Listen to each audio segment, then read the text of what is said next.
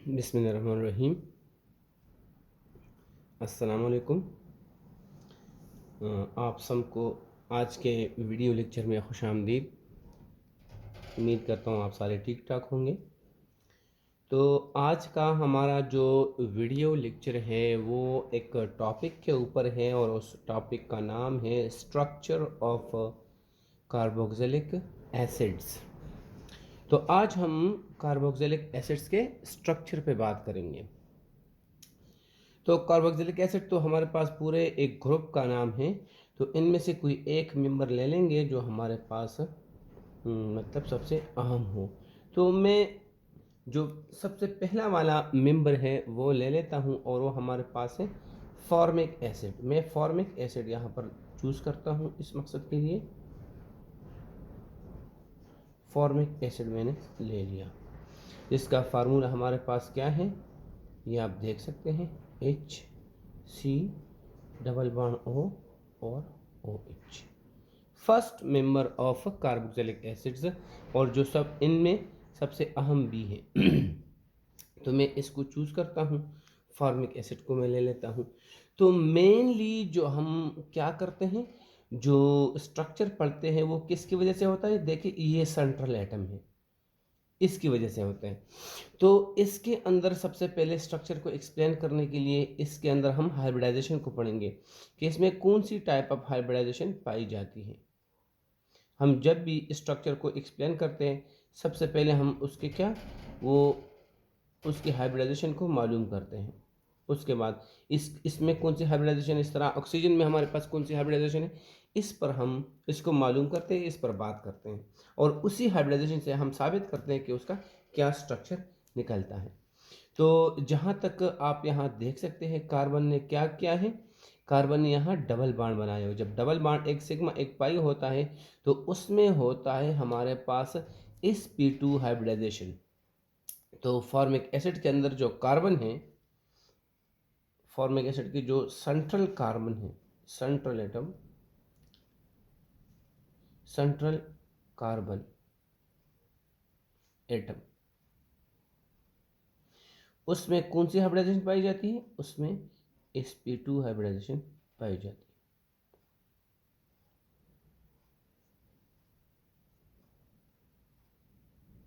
क्योंकि हमें पता है कि कार्बोनाइल ग्रुप जो है उसमें डबल बॉन्ड होता है।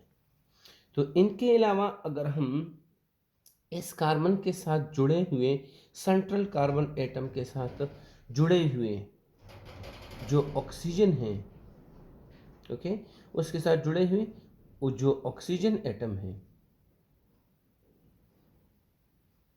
उसकी भी हम थोड़ी सी बात कर लेते हैं।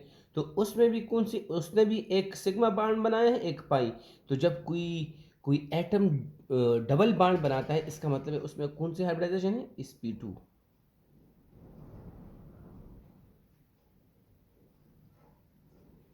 अगर किसी एटम ने सारे के सारे सिग्मा बांड बनाए मतलब सिंगल बांड बनाए हैं तो याद रखें उसमें sp3 हाइब्रिडाइजेशन होता है। अगर एक डबल बांड बनाया हो तो sp2, और एक दो डबल या एक ट्रिपल बनाया हो, एक ट्रिपल या दो डबल, तो फिर उसमें sp हाइब्रिडाइजेशन होता है। ये हमेशा आप लोग याद रखें। तो इस पे हम पहले बात कर चुके हैं। तो ये आप देख सकते हैं। तो सेंट्रल कार्बन एटम में भी sp2 हाइब्रिडाइजेशन और इसमें भी sp2 हाइब्रिडाइजेशन, समझ में बात आई। अब थोड़ा सा ये हम इनके अंदर जो हाइब्रिडाइजेशन है उसको थोड़ा सा मैं एक्सप्लेन करता हूँ। ऑक्सीजन आप देख सकते हैं, ऑक्सीजन का हमारे पास क्या है, ये इसका एटॉमिक नंबर 8 है और इसका जो स्ट्रक्चर बनता है मतलब इलेक्ट्रॉनिक कन्फिगरेशन बनता है वो है 1s2 2s2 और 2p4। ये तो केशिल है, इसकी तो हम बात ही नहीं करते। हमारा काम सिर्फ वैलेंस शेल के साथ है। ये देखें ये एल शेल है, हमारा इसके साथ लेना देना है। अब इसको थोड़ा सा हम यहाँ पर बनाएं तो देखिए 2s, ये 2s है और 2s आपको पता है कितने इलेक्ट्रॉन है इसमें, दो। तो आप इसमें देख सकते हैं मैंने इसके अंदर दो इलेक्ट्रॉन बना दिए। अब इसके बाद p है, p उससे थोड़ा ऊपर होगा क्योंकि इसकी एनर्जी ज़्यादा होती है, सही। तो हम थोड़ा ऊपर बनाते हैं। ये हमारे पास 2p, ये है 2p और कितने इलेक्ट्रॉन है 4। तो ये इसके अंदर जो ऑर्बिटल है, इस सब शेल में ऑर्बिटल क्या है 2px, ये जो ऑर्बिटल है ये है 2py, और ये जो ऑर्बिटल है 2pz। अब इसके अंदर एक इलेक्ट्रॉन, इसके अंदर एक इलेक्ट्रॉन, इसके अंदर एक इलेक्ट्रॉन, तो है तो यहाँ 4 इलेक्ट्रॉन, तो पहले वाले में हमारे पास क्या आ जाते हैं 2 आ जाते हैं। वैसे ये 2 किसी में भी आप डाल सकते हैं, लेकिन बहरहाल हमारे पास हम इसमें ज़्यादातर डालते हैं। तो p सबशेल 2p सबशेल के अंदर ये 3 ऑर्बिटल है और इसमें ये इलेक्ट्रॉन आपके पास मौजूद है। अब हाइब्रिडाइजेशन होते वक्त क्या होता है हमारे पास, जब ये एक S और ये P आपस में मिक्स होते हैं तो सिचुएशन कुछ इस तरह हो जाती है। इनकी एनर्जी ये मैं इसलिए एक लेवल पे बना रहा था कि ये नीचे रही ऊपर, क्योंकि इसमें एनर्जी इसकी कम है इसकी ज़्यादा। जब हाइब्रिडाइजेशन होती है ना तो फिर इनकी एनर्जी सेम हो जाती है। तो आप देख सकते हैं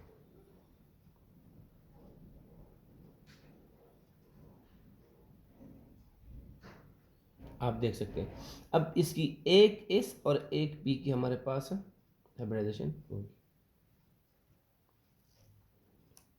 सही, ये एक S है और एक P, तो देखिए S रेशो P की हम बात करते हैं, एक S है और 2 P है, तो इसको हम क्या कहते हैं S1 P2 या sp2। तो ये जो ऑर्बिटल होगा ये भी sp2 होगा, ये भी sp2 होगा और ये भी sp2 होगा। ये वही पुराना वाला 2pz, क्योंकि इसने हाइब्रिडाइजेशन में हिस्सा नहीं लिया। अब इसने क्यों हिस्सा नहीं लिया, क्योंकि ये ऑक्सीजन एटम एक पाई बांड बनाएगा और एक पाई बांड बनाने के लिए क्या होना चाहिए, अनहाइब्रिडाइज पाई बांड कौन बना सकता है, सिर्फ और सिर्फ अनहाइब्रिडाइज बना सकते हैं, तो एक ऑर्बिटल अनहाइब्रिडाइज रह जाएगा। सही, इसको हम आमतौर से ग्राउंड स्टेट कहते हैं, इसको हम एक्साइटेड स्टेट कहते हैं। ये एक्साइटेड स्टेट है। ये तो हमारे पास कार्बन, देखिए अब हमारे पास कितने ऑर्बिटल बांड बना सकते हैं ऑक्सीजन के अंदर, ये तो लोन पेयर हो जाएगा, ये लोन पेयर क्योंकि कंप्लीटली फील्ड है। एक हाइब्रिडाइज्ड बांड बना सकते हैं और एक अनहाइब्रिडाइज्ड बांड बना सकते हैं। अगर इनसे थोड़ा हटकर यहाँ कार्बन की बात करें तो कार्बन तो आपको पता है कि इसमें क्या होता है जी, 6 उसका एटॉमिक नंबर है, और हम किस तरह बना सकते हैं 1:2, 2:2 और 2p2। ये कैशल है। सही, ये बॉन्ड फॉर्मेशन में हिस्सा नहीं लेता, ये एल शेल है। एल शेल को आप बनाते हैं तो आपके पास क्या आता है, ये आपके पास 2s है जिसके अंदर 2 इलेक्ट्रॉन्स हैं, और इसके ऊपर आप चूँकि p की एनर्जी ज़्यादा होती है थोड़ा ऊपर बनाएंगे। इसमें भी एक इलेक्ट्रॉन, इसमें भी एक इलेक्ट्रॉन, क्योंकि यहाँ डिफरेंस ज़्यादा है, यहाँ बिल्कुल भी कोई इलेक्ट्रॉन नहीं है और यहाँ पर 2 हैं, तो क्या हो जाता है इसमें इक्वलाइजेशन ऑफ इलेक्ट्रॉन्स होती है इन ऑर्बिटल्स। तो यहाँ से एक हमारे पास जो एक इलेक्ट्रॉन है वो उड़कर कहाँ चला जाता है, इसमें चला जाता है। ये इसको कहते हैं प्रमोशन ऑफ इलेक्ट्रॉन। कहीं पर होता है कहीं पर नहीं होता। यहाँ देखिए डिफरेंस इतना ज़्यादा नहीं है, इसमें एक है इसमें 2 इतना, लेकिन ये खाली है और इसमें 2 है, डिफरेंस ज़्यादा है, तो हमारे पास maximum equalization of electrons in orbitals होती हैं। सही, हाइब्रिडाइजेशन से पहले। तो इसमें एनर्जी भी चाहिए होती है, मैं उसकी बात नहीं करता, इसमें एनर्जी थोड़ी इस्तेमाल भी होती है। बहरहाल हमारे पास सिचुएशन क्या बनती है ये आप देख सकते हैं। ये प्रमोशन के बाद मिक्सिंग होती है, ये देखिए मैंने यहाँ मिक्सिंग कर दी है, तो यहाँ पर भी मिक्सिंग होती है। अब यहाँ किस तरह मिक्सिंग होती है यहाँ आप देख सकते हैं, यहाँ एक इलेक्ट्रॉन रहता है, इसमें भी एक इलेक्ट्रॉन, इसमें भी एक इलेक्ट्रॉन, और इसमें भी एक इलेक्ट्रॉन। अब यहाँ पर चूँकि इस ऑक्सीजन ने एक पाई बांड बनाना होता है इस कार्बन के साथ, तो कार्बन में भी एक ये अनहाइब्रिडाइज रह जाता है। यहाँ पर भी आप इस रेशो p को देखें तो एक s मिलता है और 2 p आपस में हाइब्रिडाइजेशन करते हैं, एक हिस्सा नहीं लेता, तो एक s और 2 p, तो s1 p2 ये इनके ऑर्बिटल्स के नाम हो जाते हैं। sp2 ये जो पुराने नाम है ना ये ख़त्म हो जाते हैं, ये 2s है और ये 2p है। अब इस ऑर्बिटल का नाम क्या है 2px, इसका नाम है 2py और इसका नाम है 2pz। ये पुराने नाम, ये ग्राउंड स्टेट है, ये एक्साइटेड स्टेट है। ये पुराने नाम ख़त्म हो जाते हैं। पुराना नाम सिर्फ पुराने वाले का होगा, क्यों? क्योंकि उसने हाइब्रिडाइजेशन में हिस्सा नहीं लिया था। 2Pg रह जाएगा, ये भी sp2, ये भी sp2 और ये भी sp2 हो जाएगा हाइब्रिडाइजेशन के बाद। अब क्या होता है जी, अब ये आपस में क्या बॉन्डिंग करते हैं। तो इनकी बॉन्डिंग की सिचुएशन में थोड़ा आपको बता देता हूँ। ये तो हमने एनर्जी के बेस पे बात की। अगर हम शेप की बेस पे बात करें तो इसका शेप क्या होता है, देखिए इस और पी जब आपस में मिलते हैं तो ये तो हमने एनर्जी सेम कर दी। अब थोड़ा मैं शेप के बारे में बताता हूँ। ये देखिए, ये एक इस है, ये क्या है, एक इस, जिसके अंदर हमारे पास 2 इलेक्ट्रॉन्स यहाँ रिवॉल्व कर रहे होते हैं। ये हमारे पास क्या है जी, ये हमारे पास है पी।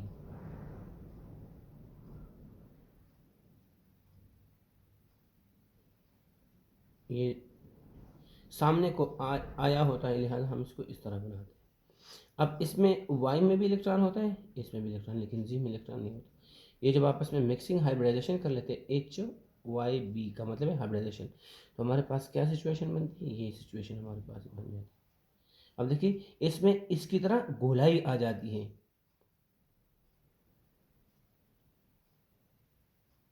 ये आप देख सकते हैं, एक छोटा लोब होता है, एक बड़ा लोब होता है। हम छोटे लोब को ज़्यादातर नहीं बना सकते क्योंकि वो नज़र नहीं आता। एक बड़ा लोब, एक छोटा लोब होता है। सही, 3 हमारे पास, ये भी sp2, ये भी sp2, ये भी sp2। अब ऑक्सीजन के अंदर हमारे पास सिचुएशन क्या है, इसमें भी 2 इलेक्ट्रॉन है, यहाँ पर 2px में या किसी में भी हमारे पास 2 इलेक्ट्रॉन है। तो सपोज मैं y में मैंने इस 2pg में यहाँ पर इलेक्ट्रॉन 2 पुट किए है ना, sp2, लेकिन आप किसी में भी कर सकते हैं, इट्स ओके। तो एक हाइब्रिडाइज में आप या इसमें 2 इलेक्ट्रॉन्स डाल दें, ताकि आपके लिए फिर क्या वो as a lone pair count हो। तो अच्छा, तो ये हमारे पास हाइब्रिडाइजेशन से पहले है। ये इसके अंदर 2 इलेक्ट्रॉन है और 2px के अंदर मेरे पास क्या है, 2 इलेक्ट्रॉन मैंने यहाँ पर डाल दिए हैं। तो मैं यहाँ पर ये इलेक्ट्रॉन को ख़त्म करता हूँ। आप थोड़ा सा ध्यान, मैंने देखिए यहाँ 2px में डाला है, तो ये 2px में मैंने यहाँ पर डाला, ये आप लोग ख़त्म कर दें। ये मैंने ऐसे ही बना दिया, सही है। ये बस सिर्फ आप इसको शेप कह लें, इलेक्ट्रॉन यहाँ पर है, ताकि फिर आप लोग बाद में कन्फ्यूज ना हो। अब यहाँ पर जो सिचुएशन बनती है, देखिए 1 2 3, 3 हमारे पास sp2, देखिए 3। इसमें भी हमारे पास, इसमें क्या होता है, इसमें 2 इलेक्ट्रॉन, इसमें 2 इलेक्ट्रॉन, जो यहाँ पर आपके, इसमें 2 इलेक्ट्रॉन, इसमें 2 इलेक्ट्रॉन, इसमें 1 इलेक्ट्रॉन जो ऊपर है, और एक अनहाइब्रिडाइज जो हमारे पास, ये देखिए वही जो यहाँ पर है उसकी शक्ल मेंटेन रहती है, उसमें कोई चेंज नहीं आता, ये वही। अब बाकी फिक्स हो चुके हैं। यही कुछ सिचुएशन हमारे पास यहाँ पर भी होती है, लेकिन यहाँ पर चूँकि यहाँ पर 2 लोन पेयर भी आ चुके हैं, वहाँ पर ऐसा कुछ नहीं होता। ये देखें, आप इसको देख लें, ये देखिए मैं इसको एक्सटेंड कर रहा हूँ ताकि आपको पता कन्फ्यूज ना हो। ये एस है, देखिए ये पी, और ये देखिए मैं प्लस बना रहा हूँ।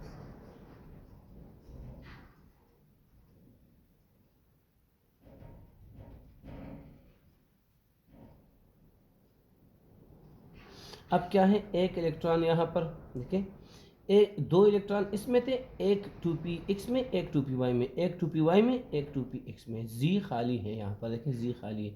जब हमारे पास हाइब्रिडाइजेशन होती है उससे पहले हमारे पास प्रमोशन ऑफ इलेक्ट्रॉन होती है, लेकिन तब तक तो नहीं हो चुकी होती। यहाँ सिचुएशन क्या है, सब में एक एक इलेक्ट्रॉन है, और 3 sp3 और एक अनहाइब्रिडाइज, जिस तरह यहाँ पर है। अब गोलाई आपने ज़्यादा करनी है क्योंकि इसमें इस करेक्टर आ चुका है। तो ये sp2, 2 sp2, तीसरा sp2, इसमें भी एक इलेक्ट्रॉन, इसमें भी एक इलेक्ट्रॉन, इसमें भी एक इलेक्ट्रॉन जो यहाँ पर है, और ये एक अनहाइब्रिडाइज्ड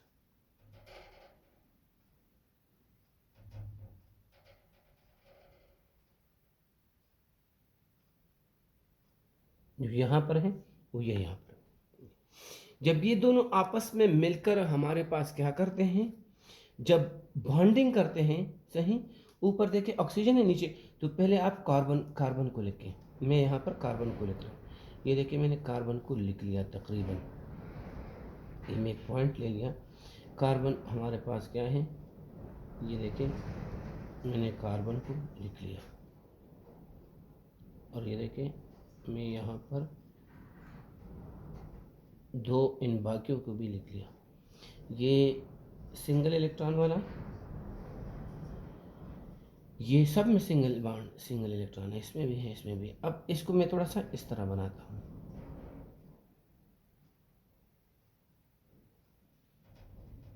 जिस तरह वहाँ बनाया था ना, वहाँ थोड़ा मैंने थोड़ा सा ट्विस्ट कर लिया, तो ये इस तरह बनता है, ये अनहाइब्रिड। अब पी को इसके ऊपर क्या करता हूँ, उल्टा करता हूँ, जो सिंगल वाला है वो इसके साथ लाता हूँ। तो देखिए यहाँ पर मैंने क्या कर दिया,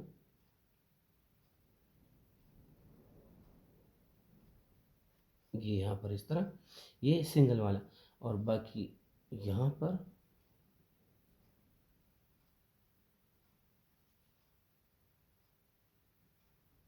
ये बाकी, ये इसमें भी 2 इलेक्ट्रॉन है और इसमें भी 2 इलेक्ट्रॉन है, सही। ये हमारे पास ये 2 वाले हो गए, और ये जो आपके पास था वो अनहाइब्रिडाइज्ड, सही। तो आप अगर इसमें नाम लिखे तो ये sp2 है, ये sp2 है, ये भी sp2 है, ये भी sp2 है, ये भी sp2 है, ये भी sp2 है। अब यहाँ पर हमारे पास क्या हो चुका है, यहाँ पर देखें आप, सिग्मा बॉन्ड बन चुका है। देखिए कार्बन और ऑक्सीजन के बीच क्या बन चुका है, एक सिग्मा बॉन्ड बन चुका है। अब इस सिग्मा बॉन्ड के बाद हमारे पास, हम थोड़ा सा इसको करते हैं, ये अनहाइब्रिडाइज्ड पी दूसरे अनहाइब्रिडाइज्ड पी के साथ इस तरह मिलता है पैरेलल। पाई बॉन्ड किससे बनता है, पैरेलल ओवरलैपिंग से बनता है, देखो साइड वाइज या पैरेलल ओवरलैपिंग है। ये देखिए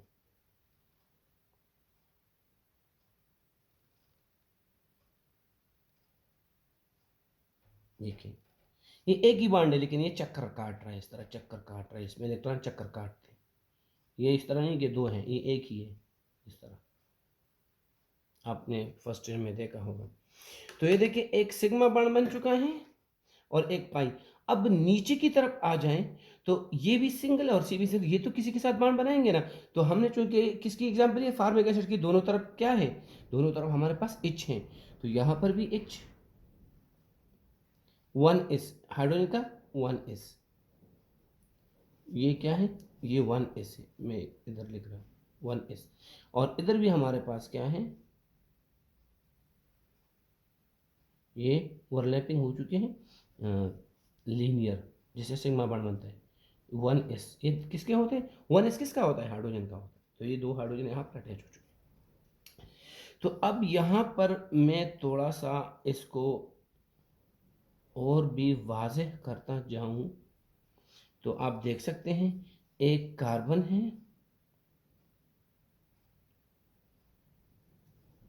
और कार्बन के साथ ऊपर क्या है, एक सिग्मा बॉन्ड से जुड़ा एक ऑक्सीजन है, और फिर दूसरे पाई बॉन्ड से जुड़ा ये ऑक्सीजन, एक सिग्मा बॉन्ड एक पाई बॉन्ड, समझ बात आई।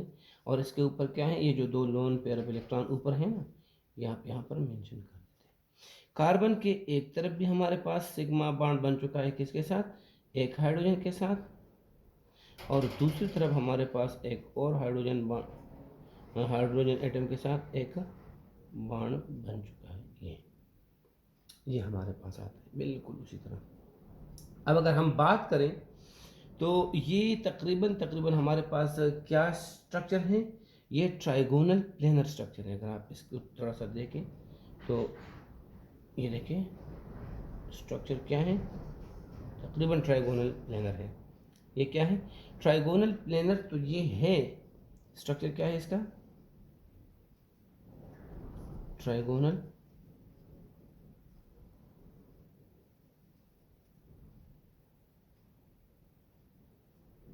प्लेनर। ट्राइगोनल प्लेनर में ये एंगल कितने होते हैं, ये सब 120 के होते हैं, ये भी 120 का होता है।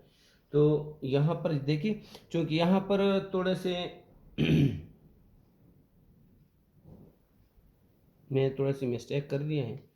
ये देखिए ये कार्बन है, ये ऑक्सीजन है, तो एक तरफ हमारे पास हाइड्रोजन होता है, और आप देखिए एक तरफ हमारे पास O और H होता है। तो मैं यहाँ पर इस मिस्टेक को थोड़ा सा दुरुस्त करने की कोशिश करता हूँ। यहाँ पर H नहीं होता, यहाँ पर तो OH अटैच होता है। तो सबसे पहले मैं ये करता हूँ कि इसको मैं ठीक करता हूँ। ये देखें आपके पास ये कभी भी 1s नहीं है, ये तो एक और ऑक्सीजन है, और उसका हमारे पास ये जुड़ा हुआ है, और उस ऑक्सीजन में कौन सी हाइब्रिडाइजेशन है, उस ऑक्सीजन में sp3 हाइब्रिडाइजेशन है। समझ में बात आई? ये आप देख सकते हैं, ये इसके साथ, तो sp3 के लिए हमारे पास कितने 4 ऑर्बिटल्स होने चाहिए sp2, तो एक हमारे पास ये बन जाता है, एक हमारे पास ये बन जाता है, और एक इनके थोड़ा सा पीछे होता है, देखिए इनके पीछे होता है, तो ये भी sp3, ये भी sp3, ये भी sp3, उनमें आपस में उनसे हमारा लेना देना इतना ज़्यादा नहीं है, लेकिन बस ये आपको क्लियर करूँ, इसमें भी यहाँ पर भी sp3 ही हाइब्रिडाइजेशन यहाँ पर होती है, थोड़ा सा मिस्टेक हो गया था। अब इनमें ये जो क्या ऑक्सीजन है, इसमें दो क्या होते हैं जी, दो इनमें लोन पेयर होते हैं, दो क्या होते हैं, दो इनमें लोन पेयर होते हैं, तो मैं यहाँ पर देखें दो लोन पेयर हैं, और एक इसमें सिंगल वो है जिसके साथ क्या जुड़ा हुआ है, जिसके साथ अलग से एक हाइड्रोजन जुड़ा होता है सिग्मा बॉन्ड के जरिए, वन इस ऑक्सीजन के साथ जुड़ा होता है। दो हमारे पास क्या है, लोन पेयर हो जाते हैं, क्योंकि वो कंप्लीटली फिल्ड होते हैं, जिसमें सिंगल इलेक्ट्रॉन है वो ये बॉन्ड बना लेते हैं वन एस हाइड्रोजन के साथ, और हमारे पास सिचुएशन इस तरह हो जाती है। तो ये मैंने यहाँ पर थोड़ा सा कर लिया था, ये मैं यहाँ पर क्या, ये मैं यहाँ पर ऑक्सीजन कर रहा हूँ, सही, और ऑक्सीजन के बाद यहाँ पर जुड़ा होता है, देखिए एक हाइड्रोजन जुड़ा होता है, तो मैं इसको इस तरह करता हूँ, यहाँ पर एक हाइड्रोजन जुड़ा होता है इस ऑक्सीजन के साथ, और इसके ऊपर और नीचे हमारे पास दो लोन पेयर होते हैं। तो ये अब यहाँ जो एंगल है, चूँकि डिफरेंट चीज़ें जुड़ी हुई हैं, अगर ये सेम हो तो 120 120 120 एंगल, लेकिन यहाँ पर थोड़ी रिपल्जन है, यहाँ पर रिपल्जन है, तो इन रिपल्जन की वजह से ये 120 से देखिए इलेक्ट्रॉन लोन पेयर है यहाँ पर, तो ये ज़्यादा स्पेस ऑक्युपाई कर रहा है, फर्स्ट ईयर में पड़ा हुआ है, ये इसको ज़्यादा स्पेस चाहिए, तो ये एंगल बड़ा हो जाता है, और 120 की बजाय ये क्या हो जाता है, 124 डिग्री हो जाता है। अब चूंकि यहाँ पर भी हमारे पास सिचुएशन कुछ इस तरह है, यहाँ तो लोन पेयर्स थे, यहाँ तो नहीं थे ना, यहाँ पर तो सिर्फ एक तरफ से लोन पेयर थे, तो कितना इंक्रीज आया, 4 का इंक्रीज। अब यहाँ पर भी लोन पेयर और यहाँ पर भी लोन पेयर, तो यहाँ जो इंक्रीज आता है एंगल में उन इसके मुकाबले में ज़्यादा होता है, तो यहाँ कितना 120 से बढ़कर ये 125 डिग्री का हो जाता है।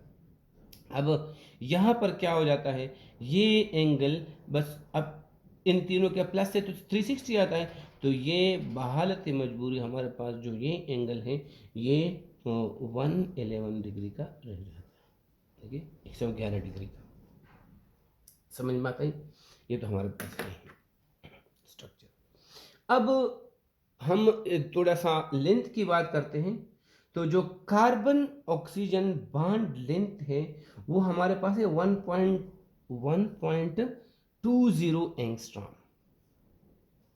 1.20 एंगस्ट्रॉम ये हमारे पास आ रही है डबल बॉन्ड, क्योंकि डबल बॉन्ड शॉर्ट होता है तो ये अब ये भी कार्बन ऑक्सीजन है, ये भी कार्बन, क्योंकि ये सिंगल है तो ये हमारे पास आता है, ये हमारे पास आता है 134 एंगस्ट्रॉम, 1.3, ये 3 है, 34 एंगस्ट्रॉम,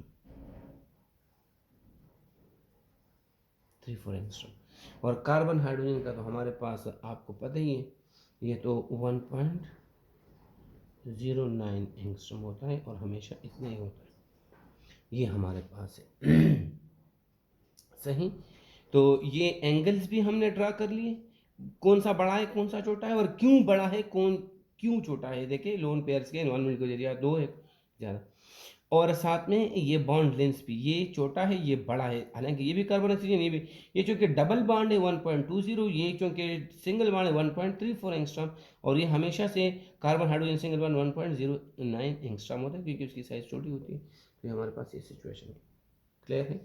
अब ये यहाँ पर बात ख़त्म नहीं होती, हमारे पास बड़े इसमें मसले हो जाते हैं। आप समझते हैं कि इसमें भी sp2 हाइब्रिडाइजेशन है, बिल्कुल सही, इसमें भी sp2 हाइब्रिडाइजेशन, इसमें कौन सी हाइब्रिडाइजेशन है, इसमें sp3 है, क्योंकि इसने क्या किया, सिर्फ और सिर्फ सिंगल बॉन्ड बनाए, कोई पाई बॉन्ड नहीं बनाया हुआ है। ये बात बिल्कुल ठीक है, ये बात आपकी बिल्कुल ठीक है कि इसने देखें ये भी सिंगल बॉन्ड और ये भी सिंगल बॉन्ड और 2 लोन पेयर, तो हम अगर उसको कोऑर्डिनेशन फार्मूले से करें तो हमारे पास 4 वैल्यू आती है, जो साबित करता है कि हमारे पास यहाँ पर क्या मौजूद है, यहाँ पर हमारे पास sp3 हाइब्रिडाइजेशन मौजूद है। लेकिन पहले जब ये बन जाता है तो इस ऑक्सीजन में sp3 हाइब्रिडाइजेशन तो होती है, लेकिन वो sp3 हाइब्रिडाइजेशन बरकरार नहीं रहती। वो क्या हो जाती है, देखिए इस वक्त इसकी स्ट्रक्चर बिल्कुल किसी अल्डिहाइड या कीटोन की तरह बन रही है, लेकिन इसमें फिर क्या हो जाता है, इसमें हमारे पास एक और चीज़ आ जाती है, और वो चीज़ मैं आपको समझाता हूँ। इसमें आता है रेजोनेंस। सपोज मैं आपके सामने ये स्ट्रक्चर बना रहा हूँ, ये देखिए कार्बन,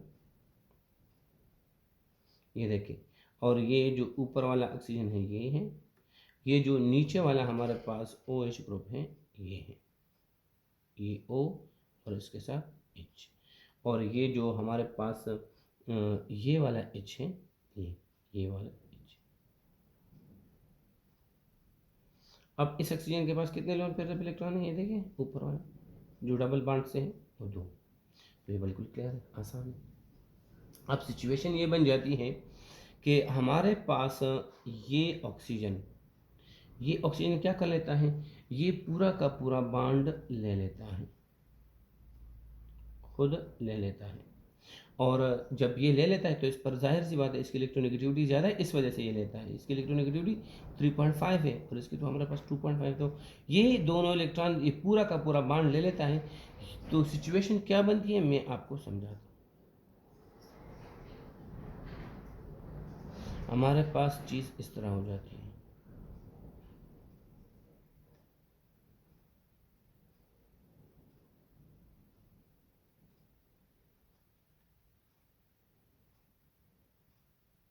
ये ऑक्सीजन है। अब पहले इस पर 2 लोन पेयर ऑफ इलेक्ट्रॉन थे, लेकिन अब एक इलेक्ट्रॉन लेने के बाद, बल्कि पूरा का पूरा बॉन्ड लेने के बाद क्या है, इस पर 3 लोन पेयर आ गए, और साथ में एक अपना इलेक्ट्रॉन की वजह से तो इस पर चार्ज नहीं आता, लेकिन एक इसने कार्बन का इलेक्ट्रॉन उड़ाया हुआ है, तो वो जब ले लेता है ना, पूरा बॉन्ड लिया हुआ है, इस बॉन्ड के अंदर देखिए, इस बॉन्ड के अंदर एक इलेक्ट्रॉन ऑक्सीजन का था, एक कार्बन का था। अब चूंकि ये दोनों बॉन्ड इसने पूरा दोनों इलेक्ट्रॉन इसने ले लिए हैं, एक अपना वाला और एक कार्बन वाला, तो उस कार्बन वाले की वजह से इस पर नेगेटिव चार्ज आता है, तो ये नेगेटिव बन जाता है, और ये क्या, इस सिचुएशन के इलेक्ट्रॉन चला गया है, सही, ऑक्सीजन ले लिए तो इस पर प्लस। अब ये क्या करता है, ये करता है हमारे पास, इसके पास तो हमें पता है कि इस ऑक्सीजन के पास क्या है, 2 लोन पेयर ऑफ इलेक्ट्रॉन है, तो ये ऑक्सीजन इसको एक क्या करता है, एक अपना लोन पेयर यहाँ पर इसको दे देता है। तो सिचुएशन आप देखें, इसमें कौन सा हाइब्रिडाइजेशन था, इसमें sp2 था, सही, इसमें sp2 था, और इसमें क्या था, sp3 था। आप अंदाजा लगाएं, इसमें कौन सा हाइब्रिडाइजेशन था पहले, sp2, और इसमें कौन सा वाला था, इसमें था sp3। आप अंदाजा लगाएं, जब ये इस तरह स्टेबल हो जाता है, किस हालत में आ जाता है, ये इस हालत में आ जाता है,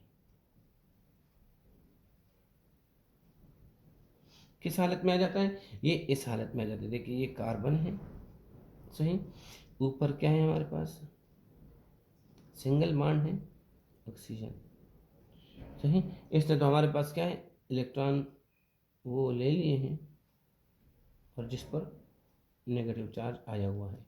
नीचे वाला क्या सिचुएशन बना लेता है, थोड़ा सा नीचे को देखें, ये ऑक्सीजन जब यहाँ इलेक्ट्रॉन दे देता है इसको इलेक्ट्रॉन पेयर, तो देखें अब ये डबल बॉन्ड बन जाता है। जब डबल बॉन्ड बन जाता है, और इस शेड पेयर ऑफ इलेक्ट्रॉन में ये जो कोवेलेंट बॉन्ड है, इसमें एक इलेक्ट्रॉन इसका है, एक इसका हो गया। अब ये दोनों पहले इसके थे, तो चूंकि अब एक इसका है अपना रहता है और एक इसका हो गया है, तो इस पर इसका अपना इलेक्ट्रॉन क्या हो चुका है, इस पर आ जाता है एक प्लस चार्ज आ जाता है, इस पर क्या आता है, एक प्लस चार्ज, क्योंकि इसका इलेक्ट्रॉन अब किसी और की तरफ से काउंट हो रहा है, और साथ में इसके साथ जुड़ा हुआ है एक H। अब अगर सिचुएशन को हम देखें, तो इसमें पहले क्या था, sp3 हाइब्रिडाइजेशन, अब इसमें sp2, इसमें अब sp3 हो जाता है, और इसमें कौन सा हो जाता है, इस ऑक्सीजन में हमारे पास हाइब्रिडाइजेशन हो जाती है sp2। तो याद रखें, और ये हमारे पास वही H जिसके साथ H, तो देखिए इसमें ये शिफ्टिंग, जब तक ये डीलोकलाइजेशन है, सही, ये फिर से वहाँ चला जाता है, ये इलेक्ट्रॉन फिर से यहाँ जाता है और ये फिर से इस तरह, इस पर डीलोकलाइजेशन आ जाती है। डीलोकलाइजेशन क्यों आती है? स्टेबिलिटी के लिए, क्योंकि जिस मॉलिक्यूल में डीलोकलाइजेशन होती है वो ज़्यादा स्टेबल होता है, तो स्टेबिलिटी के लिए ये करते हैं। तो जब तक इसमें डीलोकलाइजेशन होती है, ये sp3 sp2 में और sp2 sp3 में इस तरह अपने बॉन्डिंग के जरिए चेंज होता रहता है। ये आप जहन में बिठा ले। तो आप ये नहीं, आप ये तो कह सकते हैं कि एक ऑक्सीजन पे sp3 हाइब्रिडाइजेशन है और एक पे sp2, लेकिन आप ये नहीं कह सकते कि कौन से वाले पे अब sp2 है और कौन से वाले पर अब sp3 है, क्योंकि ये बॉन्ड तेजी के साथ शिफ्ट होता है। ये कभी डबल यहाँ होता है, कभी डबल ये, कभी डबल यहाँ, एक कभी डबल, तो ये चेंज होता है डीलोकलाइजेशन। तो हमारे पास ये सिस्टम यहाँ पर बन रहा है। तो आप, ये थोड़ा सा अमेजिंग है आप लोगों के लिए, नॉलेज के लिए। अब जब हमारे पास ये जो डीलोकलाइजेशन डेवलप हो जाती है, जब लोन पेयर ऑफ इलेक्ट्रॉन इसको मिल जाते हैं, तो दो काम होते हैं, इसके दो कंसिक्वेंसेस निकलते हैं। ये शिफ्टिंग ऑफ इस तरह, ये सिचुएशन बनने के साथ हमारे पास दो इसके हमारे पास कंसिक्वेंसेस होते हैं, जिसको हम कहते हैं रिजल्ट्स। दो बातें हो जाती हैं। मैं वो दो बातें आपको थोड़ा सा बता देता हूँ, और उन दो बातों का रिजल्ट सेम है। एक तो हमारे पास इसके ऊपर जो पॉजिटिव चार्ज था, तो वो कम ख़त्म हो चुका है। देखिए यहाँ से जब इलेक्ट्रॉन मिल जाते हैं ना यहाँ से, तो इसका तो पॉजिटिव करेक्टर ख़त्म हो गया है। तो इलेक्ट्रोफिलिक करेक्टर हमारे पास जो कार्बन का है, सेंट्रल कार्बन का, वो कम हो जाता है। देखिए electrophilic character of electrophilic character of central carbon क्या है? डिक्रीज्ड, ये कम हो चुका है। और दूसरा हमारे पास क्या हो चुकी है? दूसरा हमारे पास है हाइब्रिडाइजेशन। ओके, क्या हो चुकी है? ये जो हाइब्रिडाइजेशन थी वो शिफ्ट हो चुकी है किस चीज़ के अंदर? sp3। देखें sp2 हाइब्रिडाइजेशन जो है वो किस में चेंज हो चुकी है? वो चेंज हो चुकी है sp3 में, और sp3 किस में चेंज हो चुकी है? sp2 में, और ये सिलसिला चलता रहता है। समझ में बात आई? तो एक हमारे पास ये थोड़ा सा, ये दो चीज़ें। अब जब मतलब डीलोकलाइजेशन आ जाती है, इसको हम क्या कहते हैं? हम इस sp3 sp2 शिफ्टिंग को क्या कहते हैं? डीलोकलाइजेशन कहते हैं। डीलोकलाइजेशन या रेजोनेंस जिसको हम कहते हैं, वो आ जाता है। अब ये आ जाए, इसका इस कार्बन का इलेक्ट्रोफिलिक करेक्टर कम हो जाए और डीलोकलाइजेशन आ जाए, तो डीलोकलाइजेशन से क्या आती है? स्टेबिलिटी आती है। तो दोनों का रिजल्ट ये है कि हमारे पास carboxylic acid as compare to aldehyde and ketone, इनकी जो रिएक्टिविटी होती है वो ट्रमेंडसली डिक्रीज हो जाती है। इन दोनों चीज़ों की वजह से, जब electrophilic character of carbon, central carbon कम होता है और साथ में डीलोकलाइजेशन आती है, ये जो शिफ्टिंग होती है हाइब्रिडाइजेशन के आपस में, इन दोनों से एक ही चीज़, रिजल्ट इनका सेम होता है, और वो है decrease in reactivity of carboxylic acid. इससे ये नतीजा आता है, डिक्रीज इन द रिएक्टिविटी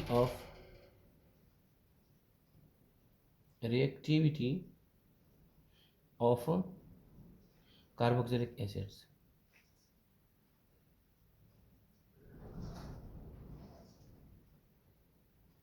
ये है वो जो हमें आपको मतलब बताने की कोशिश कर रहा हूँ।